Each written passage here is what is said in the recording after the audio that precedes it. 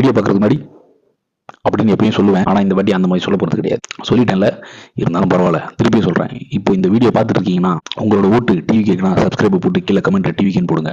உங்கள் ஓட்டு டிஎம் கேட்கணும், லைக்கை போட்டு கமெண்ட்டில் டிஎம்கேன்னு போடுங்க. 2 பேருக்கு நடுவில் தான் போட்டியே.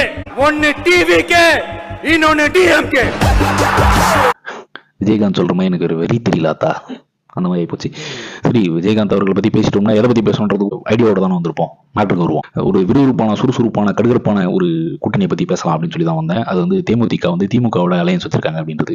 கேப்டன் விஜயகாந்த் அவர்கள் இருந்திருந்தா இந்த கூட்டணி முடிவு அவர் எடுத்துருப்பாரான்னு தெரியலாம், சந்தேகம் தான். அவரோட இருந்த வரைக்கும், அவரோட கொள்கை கோட்பாடுகளை பார்த்த வரைக்கும் அவர் திமுகவோட கூட்டணியில் இருந்திருப்பாருன்ற நம்பிக்கை நமக்கு கிடையாது. 2016 அப்புறம் தேமுதிகவுக்கு வந்து ஒரு பெரிய சரிவு தான். அவங்களோட ஓட் பேங்க் வந்து ரொம்ப கம்மியாக தான் இருக்கு அப்படின்னு சொல்லி எல்லாருக்குமே தெரியும். அவங்களோட ஓட்டு பர்சன்டேஜ் வந்து சுக்குநூறாக உடஞ்சு போச்சு அப்படின்னே சொல்லலாம்.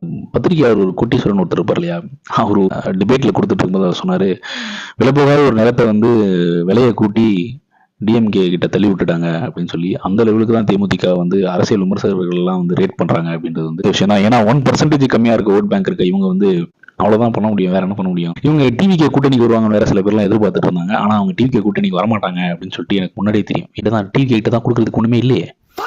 ஒண்ணுமே இல்லைன்னா அனுபவம் இல்லைன்னு சொல்லுங்க.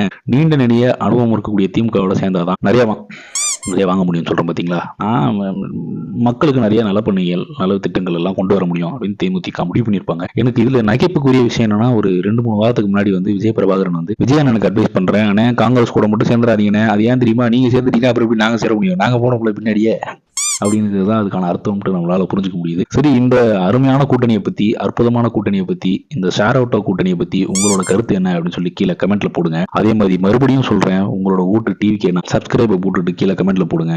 டிஎம்கே லைக்கை போட்டுட்டு கீழே கமெண்ட்ல போடுங்க. ஏன் நான் மற்ற கட்சியை பத்தி பேசலனா, பேக்கெட் எடுத்து வெளியில் விடுவார்ல வடிவேலு, அந்த மாதிரியான விஷயம். ஷார்ட்டான டைம்ல லாட் ஆஃப் நியூஸ் தெரிஞ்சுக்கிறதுக்கு நம்ம சேனலை சப்ஸ்கிரைப் போடுங்க. லெட்ஸ் மீட் இன் another ஆக்கப்பூர்வமான வீடியோ. தேங்க்யூ.